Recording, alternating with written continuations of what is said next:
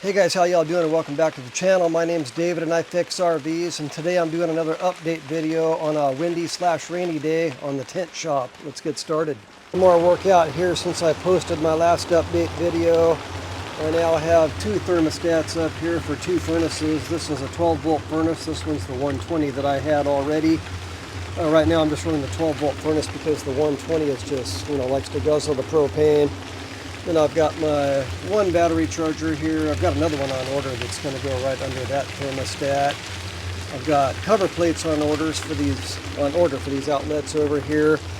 And over here, well, this is the newest thing that I've added. This meter, it measures volts, amps, watts, and it also calculates watt hours. And if you want to reset your watt hours, you press and hold that button there, and it goes back to zero again. But basically, this switch down here turns on everything here, including these two clamps. So I'm using that for testing equipment and monitoring equipment. I'm getting ready to build Power Station 3.0 as soon as my Amazon delivery gets here. I've been using this meter monitor for about 4 or 5 days now, and I really like it. So I've decided that I'm going to build another power station, and I'm going to put one of those meters into the power station. I've got it right back there. If you watched me build Power Station 2.0, I just want you guys to know that that was a complete failure. It just didn't work at all, and it was because of this device, the one that I was, I don't know if you watched the video, but if you did, this was just a way of adjusting your voltage up and down, and it looked great on, camera when I was filming it, but when it came time to actually use it, this thing couldn't even power up an RV furnace.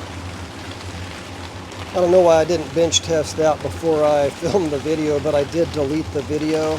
Power station that I built, and this guy's still working. In fact, I've used it, almost every single day since I've built it. I've never actually used these terminals here, so I have decided that I'm not going to put these onto the new box. Yeah, so that left thermostat powers the furnace down here on the left. I did mount them right next to each other.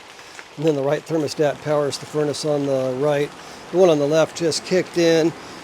I have it installed, but I haven't installed any grill covers on it yet. I think I'm going to buy another one of these, cut it right here through the middle. That way I can have, on this other furnace, vent one direction on that side, and then the other one can vent this direction. Major windstorm we had, part of this back section kind of blew apart, so I had to go in, and you can't see it very well, but I added a 2-foot high backer board that goes all the way across the back of the tent. And on the outside, I also installed some wood all the way across the bottom and put multiple screws in it to help hold it together. It's that little piece of strip of wood that I was just talking about that I added all the way across the bottom. And there's wood here that comes 2 feet high, all the way across the back of the tent.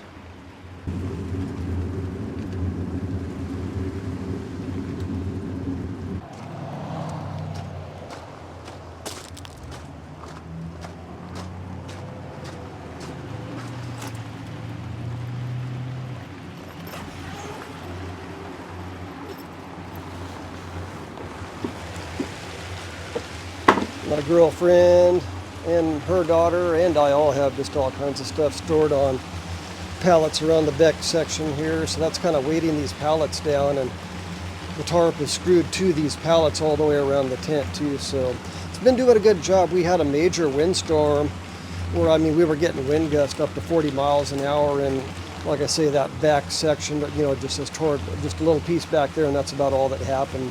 The rest of the tent storage did great.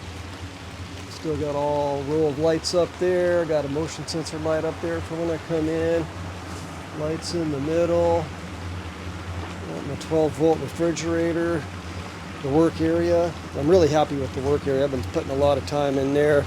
Then with that lithium battery, I took this styrofoam and I ended up, setting it in there, and then I covered it back up too, just to help keep it warmer in the winter. Even though I will probably have the 12-volt furnace running most of the winter out here, keeping everything nice and toasty, especially if it starts snowing.